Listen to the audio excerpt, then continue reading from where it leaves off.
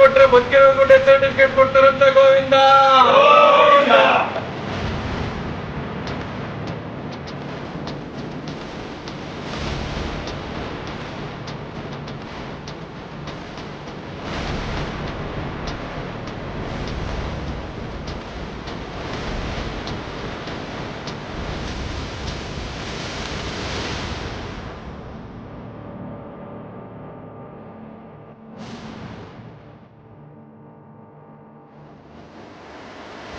ಬದುಕಿದ್ದವರನ್ನೇ ಮೃತಪಟ್ಟಿದ್ದಾರೆಂದು ತೋರಿಸಿ ಮರಣ ಪ್ರಮಾಣ ಪತ್ರ ನೀಡಲಾಗಿದೆಯೇ?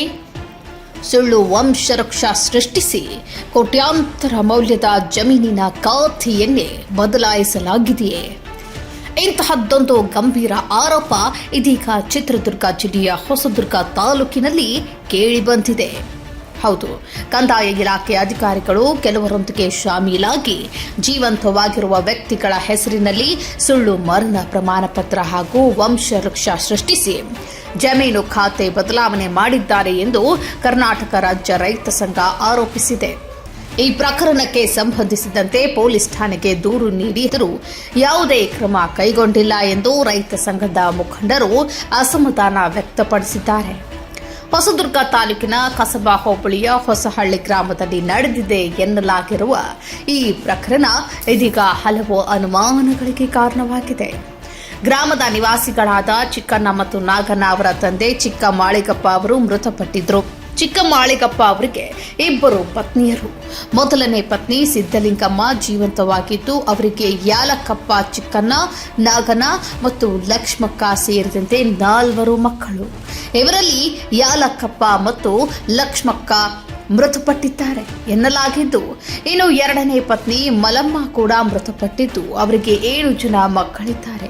ಈ ಕುಟುಂಬಕ್ಕೆ ಸಂಬಂಧಿಸಿದ ಹೊಸಹಳ್ಳಿ ಗ್ರಾಮದ ರಿಜಿಸ್ಟರ್ ನಂಬರ್ ಸಂಖ್ಯೆ 15/1C ವ್ಯಾಪ್ತಿಯ 8.7 ಎಕರೆ ಜಮೀನು ಕೆಲವರ ಹೆಸರಿನಲ್ಲಿ ಜಂಟಿ ಖಾತೆಯಲ್ಲಿತ್ತು ಎಂದು ದೂರಿನಲ್ಲಿ ಉಲ್ಲೇಖಿಸಲಾಗಿದೆ. ಆದರೆ ಇದೇ ಜಮೀನಿನ ವಿಚಾರದಲ್ಲಿ ಈಗ ಗಂಭೀರ ಆರೋಪ ಕೇಳಿಬಂದಿದೆ. ರೈತ ಸಂಘದ ಆರೋಪದ ಪ್ರಕಾರ ಜಂಟಿ ಖಾತೆಯಲ್ಲಿದ್ದ ಹನುಮಕ್ಕ ಕೋಂ ಯಾಲಕಪ್ಪ ಅವರೊಂದಿಗೆ ಕೆಲ ಕಂದಾಯ ಅಧಿಕಾರಿಗಳು ಶಾಮೀಲಾಗಿ ಜೀವಂತವಾಗಿರುವ ಚಿಕ್ಕಣ್ಣ ಮತ್ತು ನಾಗಣ್ಣ ಮೃತಪಟ್ಟಿದ್ದಾರೆಂದು ದಾಖಲೆ ಸೃಷ್ಟಿಸಿದ್ದಾರೆ. ಚಿಕ್ಕಣ್ಣ ಅವರು 1990 ಮಾರ್ಚ್ 6ರಂದು ಮೃತಪಟ್ಟಿದ್ದಾರೆಂದು ಹಾಗೂ ನಾಗಣ್ಣ ಅವರು 1995 ಫೆಬ್ರವರಿ 8ರಂದು ಮೃತಪಟ್ಟಿದ್ದಾರೆಂದು ನಮೂದಿಸಿ 2025 ಜನವರಿ 6ರಂದು ಮರಣ ಪ್ರಮಾಣ ಪತ್ರ ನೀಡಲಾಗಿದೆ ಎಂದು ಸಂಘದ ಆರೋಪವಾಗಿದೆ. ಇಲ್ಲಿ ಮತ್ತೊಂದು ಗಂಭೀರ ಆರೋಪವೂ ಕೇಳಿಬಂದಿದೆ. ಮರಣ ಪ್ರಮಾಣ ಪತ್ರಕ್ಕೆ ಹೊಂದಾಣಿಕೆಯಾಗುವಂತೆ ಸುಳ್ಳು ವಂಶವೃಕ್ಷವನ್ನು ಸೃಷ್ಟಿಸಲಾಗಿದೆ ಎಂದು ರೈತ ಸಂಘ ಆರೋಪಿಸಿದೆ. ಈ ದಾಖಲೆಗಳ ಆಧಾರದ ಮೇಲೆ 5 ಜನರ ಹೆಸರಿನಲ್ಲಿ ಜಂಟಿಯಾಗಿದ್ದ 8.7 ಎಕರೆ ಜಮೀನಿನ ಖಾತೆಯನ್ನು ಹನುಮಕ್ಕ ಅವರೊಬ್ಬರ ಹೆಸರಿಗೆ ಬದಲಾವಣೆ ಮಾಡಲಾಗಿದೆ ಎಂದು ದೂರಿನಲ್ಲಿ ಹೇಳಲಾಗಿದೆ. ಜಮೀನಿನ ಜಂಟಿ ಖಾತೆಯಲ್ಲಿದ್ದ ವ್ಯಕ್ತಿಗಳ ಪೈಕಿ ಯಾರಾದರೂ ಜೀವಂತವಾಗಿದ್ದರೆ ಅವರ ಮರಣವನ್ನ ದೃಢಪಡಿಸುವ ದಾಖಲೆಗಳು ಹೇಗೆ ಸೃಷ್ಟಿಯಾದವು? ಮರಣ ಪ್ರಮಾಣ ಪತ್ರ ನೀಡುವ ಮೊದಲು ಸಂಬಂಧಪಟ್ಟ ಅಧಿಕಾರಿಗಳು ಸ್ಥಳ ಪರಿಶೀಲನೆ ಅಥವಾ ಅಗತ್ಯ ದಾಖಲೆಗಳ ಪರಿಶೀಲನೆ ನಡೆಸಿದ್ದಾರೆಯೇ? ವಂಶವೃಕ್ಷ ಸಿದ್ಧಪಡಿಸುವಾಗ ಕುಟುಂಬದ ನಿಜವಾದ ವಾರಸುದಾರರ ಮಾಹಿತಿ ಪರಿಶೀಲಿಸಲಾಗಿದೆಯೇ? ಮತ್ತು ಮುಖ್ಯವಾಗಿ ಈ ದಾಖಲೆಗಳ ಆಧಾರದ ಮೇಲೆ ಜಮೀನಿನ ಖಾತೆ ಬದಲಾವಣೆ ಮಾಡುವ ಸಂದರ್ಭದಲ್ಲಿ ಎಲ್ಲ ಸಂಬಂಧಪಟ್ಟ ಖಾತೆದಾರರಿಗೆ ಮಾಹಿತಿ ನೀಡಲಾಗಿತ್ತೇ ಎಂಬ ಪ್ರಶ್ನೆಗಳು ಇದೀಗ ಎದುರಾಗಿವೆ. ಕರ್ನಾಟಕ ರಾಜ್ಯ ರೈತ ಸಂಘದ ತಾಲೂಕು ಅಧ್ಯಕ್ಷ ಮಾಯಪ್ಪ ಹಾಗೂ ಸಂಘಟನಾ ಕಾರ್ಯದರ್ಶಿ ತೀರ್ಥಪ್ಪ ಅವರು ಈ ಪ್ರಕರಣದ ಬಗ್ಗೆ ಗಂಭೀರ ಆರೋಪ ಮಾಡಿದ್ದಾರೆ. ಗ್ರಾಮ ಮಹಜರ್ ಸೇರಿದಂತೆ ಅಗತ್ಯ ಕಾನೂನು ಪ್ರಕ್ರಿಯೆಗಳನ್ನು ಸರಿಯಾಗಿ ನಡೆಸದೆ ಜೀವಂತ ವ್ಯಕ್ತಿಗಳನ್ನೇ ಮೃತಪಟ್ಟಿದ್ದಾರೆಂದು ತೋರಿಸಿ ದಾಖಲೆಗಳನ್ನು ಸೃಷ್ಟಿಸಲಾಗಿದೆ ಎಂದು ಅವರು ಆರೋಪಿಸಿದ್ದಾರೆ. ಗ್ರಾಮೀಣ ಭಾಗದ ಜನರ ಭೂ ದಾಖಲೆಗಳ ಸುರಕ್ಷತೆ ಹಾಗೂ ಕಂದಾಯ ಇಲಾಖೆಯ ಕಾರ್ಯವೈಖರಿಯ ಮೇಲೆಯೇ ಗಂಭೀರ ಪ್ರಶ್ನೆ ಮೂಡುತ್ತದೆ ಎಂದು ರೈತ ಸಂಘದ ಮುಖಂಡರು ಹೇಳಿದ್ದಾರೆ. ಮಾಯಪ್ಪ ಅಂತೇಳಿ ಕರ್ನಾಟಕ ರಾಜ್ಯ ರೈತ ಸಂಘ ಹೊಸೂರು ತಾಲೂಕಿನ ಅಧ್ಯಕ್ಷರು. ನೋಡಿ, ಮೊನ್ನೆ ಹೋದ ವಾರದಲ್ಲಿ ನಾನೊಂದು ವಿಡಿಯೋ ಮಾಡಿಬಿಟ್ಟಿದ್ದೆ. ನಮ್ಮ ಹೊಸಳ್ಳಿ ಗ್ರಾಮದಲ್ಲಿ ಇಬ್ಬರು ಬದುಕಿರೋರಿಗೆ ಡೆತ್ ಸರ್ಟಿಫಿಕೇಟ್ ಕೊಟ್ಟು ಅದ್ರ ಮೂಲಕ ಅವ್ರಿಗೆ ವಂಶವೃಕ್ಷನ ಕೊಟ್ಟು ಅವ್ರ ಜಮೀನ ಅವ್ರ ಹೆಸರಲ್ಲಿರೋ ಜಮೀನ ಬೇರೆಯವ್ರಿಗೆ ಖಾತೆ ಮಾಡಿ ಕೊಟ್ಟಿದ್ರು. ಅದ್ರ ಬಗ್ಗೆ ನಾವು ಒಂದು ವಿಡಿಯೋ ಮಾಡಿಬಿಟ್ಟಿದ್ವಿ. ಇವಾಗ ಸರ್ಕಾರದ ಮಟ್ಟಕ್ಕೆ ಅದು ಮುಟ್ಟಿದೆ ಅಂತ ಅಂದ್ಕೊಂಡಿದ್ವಿ ನಾವು. ನೋಡಿ, ಇಲ್ಲಿ ಏನು 2 ಜನಕ್ಕೆ ಡೆತ್ ಸರ್ಟಿಫಿಕೇಟ್ ಕೊಟ್ಟಿದ್ರು ನಮ್ಮ VAಗಳು ಮತ್ತು RIಗಳು. ಸ್ಥಳಕ್ಕೆ ಪರಿಶೀಲನೆ ಮಾಡಿದ್ರು ಇಲ್ವೋ ಏನು ಗೊತ್ತಿಲ್ಲ. ಏನು ಬೇರೆ ಜವಾಬ್ದಾರಿ ವರ್ಕ್ ಮಾಡ್ತಾ ಇದ್ದಾರೆ ಅಂದರೆ ನಿದರ್ಶನ ಇಲ್ಲಿ ಎದುರುಗಡೆ ಇದ್ದಾರೆ ನೋಡ್ರಿ. ಇವರು ನಾಗಪ್ಪ ಅಂತೇಳಿ ಒಬ್ರು ಚಿತ್ತಪ್ಪ ಅಂತ ಇಬ್ರು ಫಲಾನುಭವಿಗಳು ಇಲ್ಲೇ ಇದ್ದಾರೆ ಬದುಕಿರೋರು. ಇವರನ್ನ ಸಾಯಿಸ್ಬಿಟ್ಟು ಅವ್ರಿಗೆ ಡೆತ್ ಸರ್ಟಿಫಿಕೇಟ್ ಕೊಟ್ಟು ಇವ್ರ ಜಮೀನನ್ನ ಬೇರೆಯವ್ರಿಗೆ ಮಾಡ್ಕೊಟ್ಟಿದ್ದಾರೆ.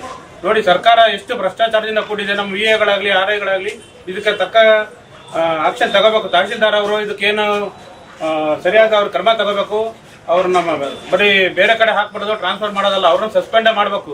ಇವ್ರಿಗೆ ಆಗಿರೋ ಅನ್ಯಾಯನ ಸರಿ ಮಾಡಿಕೊಡ್ಬೇಕು. ಇವರು ಇದ್ರ ಬಗ್ಗೆ ಶೀಘ್ರವಾಗಿ ತನಿಖೆ ಮಾಡಿ ಅವ್ರಿಗೆ ಏನು ನ್ಯಾಯ ದಕ್ಸ್ಬೇಕೋ ಅದನ್ನ ನ್ಯಾಯ ದಕ್ಕಿಸ್ಕೊಡ್ಬೇಕು ಅಂತ ಕೇಳ್ಕೊಡ್ತಾರೆ. ನಮಸ್ತೆ, ತೀರ್ಥಪ್ಪ ಅಂತೇಳಿ ಕರ್ನಾಟಕ ರಾಜ್ಯ ರೈತ ಸಂಘ ಹಾಗೂ ಸೂಚನೆ ಹೊಸದುರ್ಗ. ಇವತ್ತು ಪಕ್ಕದಲ್ಲಿ 2 ದೆವ್ವಗಳಿಂತ ಕಾಣಿಸ್ತಿದಾವ. ನಿಮ್ಗೆ ಚೆನ್ನಾಗಿ ಕವರ್ ಮಾಡ್ರಿ. 1-2 ದೆವ್ವಗಳು ಕಾಣಿಸ್ತಿದಾವ. ನಿಮ್ ಕ್ಯಾಮ್ರಾ ಕಾಣಿಸ್ತಿದಾವಲ್ಲ? ಯಾಕಪ್ಪ ಅಂತಂದ್ರೆ ಇಲ್ಲಿ ದಾಖಲೆಗಳು ಹೇಳ್ತಿದಾವೆ. ಚಿಕ್ಕಣ್ಣನವರು 1990 ಸತ್ತೋಗಿದ್ದಾರೆ.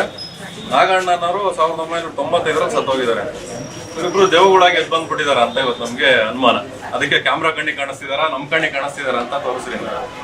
ನೋಡಿ, ಇದು ಈ 8 ಎಕರೆ 7 ಗುಂಟೆ ಜಮೀನನ್ನ ಇವರಿಬ್ರು ಬದುಕಿರುವಾಗ್ಲೇನೆ ನಮ್ಮ ಆಡಳಿತ ವ್ಯವಸ್ಥೆ ಡೆತ್ ಸರ್ಟಿಫಿಕೇಟ್ ಕೊಟ್ಟು ಅವರ ಅಣ್ಣನ ಹೆಂಡತಿಗೆ ಯಾರಿಗೂ ಹನುಮಕ್ಕ ಅನ್ನೋರ್ಗೆ ಖಾತೆ ಬದಲಾವಣೆ ಮಾಡ್ಕೊಟ್ಟಿದ್ದಾರೆ. ಎಂತ ಬ್ರಹ್ಮಾಂಡ ಭ್ರಷ್ಟಾಚಾರ ಅಂತಂದ್ರೆ, ಇವತ್ತು ನೀವು ಚಾಮರಾಜನಗರದಲ್ಲಿ 15ನೇ ತಾರೀಕು 3 ಎನ್ಕೌಂಟರ್ ಮಾಡಿ ಕೊಲೆ ಆಗಿದ್ದಾವೆ. ಅಮಾಯಕರು ಕೊಲೆ ಆಗಿದ್ದಾವೆ ಇವತ್ತು. ಸೊ ಅಂತ ಆ ಅಮಾಯಕರು ಕೊಲೆ ಮಾಡ್ತಾರೆ ಎನ್ಕೌಂಟರ್ ಮಾಡಿ. ಮಾಡಬಾರದು ಭ್ರಷ್ಟಾಚಾರ ಮಾಡಿದಾರಲ್ಲಿ ಇವ್ರನ್ನೇನ್ ಮಾಡ್ಬೇಕು? ಮತ್ತೆ ಲೋಕಾಯುಕ್ತ ದಾಳಿ ಅನ್ನೋದೊಂದು ದೊಡ್ಡ ಕಾಮಿಡಿ ಪೀಸ್. ನಮ್ಗೆ ಯಾರಿಗಾದ್ರೂ ಶಿಕ್ಷೆ ಆಗಿದೆ ಎಲ್ಲಿವರೆಗೂ? ಯಾರಿಗೂ ಶಿಕ್ಷೆ ಆಗಿಲ್ಲ ಅಣ್ಣ. ಇಲ್ಲಿಂದ ಬೇರೆ ಕಡೆಗೆ ಟ್ರಾನ್ಸ್ಫರ್ ಆಗ್ತಾರೆ, ಪ್ರಮೋಷನ್ ಆಗಿ ಬೇರೆ ಕಡೆಗೆ ಇನ್ನೂ ಒಳ್ಳೆ ಪೋಸ್ಟಿಗೆ ಹೋಗ್ತಾರೆ. ಇದನ್ನೆಲ್ಲ ನೋಡ್ಕೊಂಡ್ ಆಡಳಿತ ವ್ಯವಸ್ಥೆ ಏನ್ ಕಣ್ಮುಚ್ಕೊಂಡ್ ಕೂತಿದ್ಯಾ ಅಂತ. ಇದು ಒಂದೇ ಪ್ರಕರಣ ಅಲ್ಲ. ಮಲ್ಲಿಕಣ್ಣರು ಹೇಳ್ದಂಗೆ ಇಂಥ 106 ಪ್ರಕರಣಗಳು ನಡೀತಾನೆ ಇದಾವೆ. ಇದಕ್ಕೆಲ್ಲ ಯಾರು ಜವಾಬ್ದಾರಿ? ಇಂಥವ್ರನ್ನ ಎನ್ಕೌಂಟರ್ ಮಾಡಲ್ಲ ನಿಮ್ ಯೋಗ್ಯತೆಗೆ. ನಿನ್ನೆ 18 ತಿಂಗಳು ಮಗುದೊಂದು ಅತ್ಯಾಚಾರ ಆಗಿದೆ. ಹಾಲು ಕುಡಿಯೋ ಮಗು ಇನ್ನು ಹೊಟ್ಟೆವ್ರಿ ಅಲ್ಲ ಅಣ್ಣ ನಿಮ್ಗೆ? ನಿಮ್ ಮಕ್ಕಳು ಮೊಮ್ಮಕ್ಕಳು ಯಾರಿಗಾದ್ರೂ ಹಿಂಗೆ ಅತ್ಯಾಚಾರ ಆದ್ರೆ ಏನನ್ಸುತ್ತೆ ನಿಮ್ಗೆ? ಅಂತವ್ರನ್ನ ಎನ್ಕೌಂಟರ್ ಮಾಡಲ್ಲ. ಯಾರೋ ಕಾಡಲ್ಲಿ ಏನೋ ತರಕ್ ಹೋಗಿದ್ದ, ಸೌದೆ ತರಕ್ ಹೋಗಿದ್ದ, ಬೇಟೆ ಆಡಕ್ ಹೋಗಿದ್ದ ಅನ್ನೋ ಹೆಸರಲ್ಲಿ ಎನ್ಕೌಂಟರ್ ಮಾಡ್ತೀರಾ? ಇಂಥವ್ರನ್ನ ಮಾಡಿ ಮೊದಲು ಮಾಡಬಾರ್ದು ಮಾಡ್ಕೊಟ್ಟಿದಾರಲ್ಲ. ಸಂಬಂಧಪಟ್ಟ VA-ಗಳು RI-ಗಳು ತಹಶೀಲ್ದಾರರು ಯಾರ್ಯಾರಿದ್ರೆ ಇನ್ವಾಲ್ವ್ ಆಗಿದಾರೋ ಇವ್ರಿಗೆಲ್ಲ ತಕ್ಕ ಶಿಕ್ಷೆ ಆಗ್ಬೇಕು. ಈ ಪ್ರಕರಣಕ್ಕೆ ಸಂಬಂಧಿಸಿದಂತೆ ಹೊಸದುರ್ಗ ಪೊಲೀಸ್ ಠಾಣೆಗೆ ದೂರು ನೀಡಿ ಈಗಾಗಲೇ 15 ದಿನಗಳು ಕಳೆದಿವೆ. ಆದರೆ ದೂರು ನೀಡಿದರೂ ತಪ್ಪಿತಸ್ಥರ ವಿರುದ್ಧ ಯಾವುದೇ ಕ್ರಮ ಕೈಗೊಂಡಿಲ್ಲ ಎಂದು ರೈತ ಸಂಘದ ಮುಖಂಡರು ಅಸಮಾಧಾನ ವ್ಯಕ್ತಪಡಿಸಿದ್ದಾರೆ. ದಾಖಲೆಗಳನ್ನು ಪರಿಶೀಲಿಸಿ ನಿಜಾಂಶವನ್ನು ಹೊರತಂದು ತಪ್ಪಿತಸ್ಥರು ಯಾರೇ ಆಗಿದ್ದರೂ ಅವರ ವಿರುದ್ಧ ಕಾನೂನು ಕ್ರಮ ಕೈಗೊಳ್ಳಬೇಕು ಎಂದು ಅವರು ಒತ್ತಾಯಿಸಿದ್ದಾರೆ.